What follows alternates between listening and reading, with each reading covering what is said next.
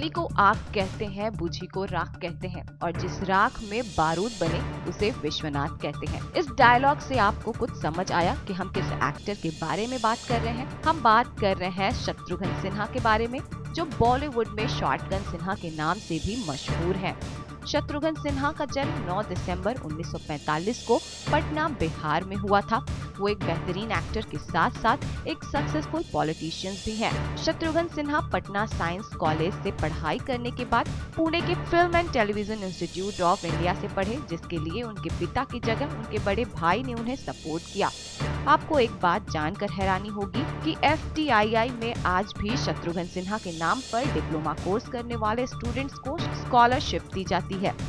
शत्रुघ्न सिन्हा को बॉलीवुड में पहला मौका देव आनंद की फिल्म प्रेम पुजारी में मिला था, लेकिन उनकी डेब्यू फिल्म साल 1969 में आई फिल्म साजन को मानी जाती है।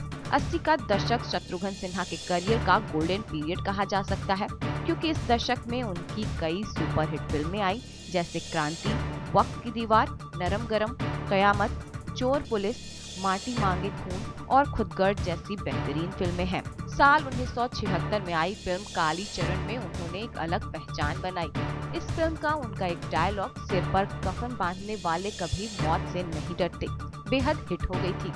इस फिल्म से जुड़ी एक और बात हम आपको बताते हैं कि काली चरण रिलीज होने के 24 घंटे बाद ही शत्रुघ्न सिन्हा ने यूनिट के मेंबर्स को अपनी एक महीने की सैलरी को बोनस के रूप में देने का ऐलान कर दिया था।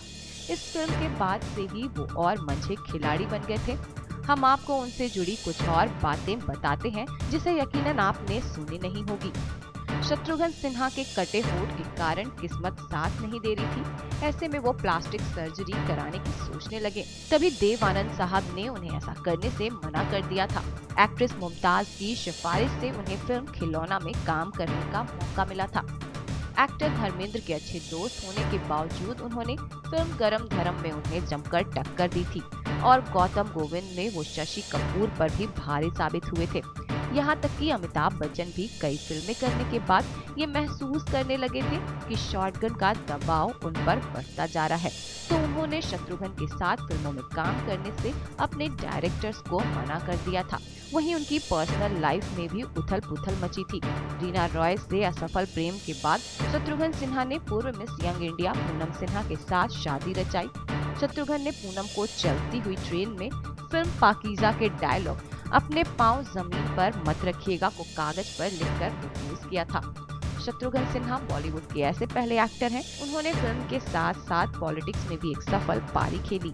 वो बॉलीवुड से निकलने वाले पहले नेता हैं जो अटल बिहारी वाजपेयी की सरकार में केंद्रीय कैबिनेट मंत्री बनाए गए। वो बिहार के पटना साहिब से भारतीय जनता पार्टी के सांसद हैं। हाल ही में बिहार चुनाव को लेकर बीजेपी ने उन्हें अपने स्टार कैंपेनर लिस्ट में भी शामिल किया है। मायापुरी उनके बारे में शुरू से ही लिखता आया है, तो उन्हें मायापुरी की तरफ से जन्मदिन की ढेर सारी शुभकामनाएं।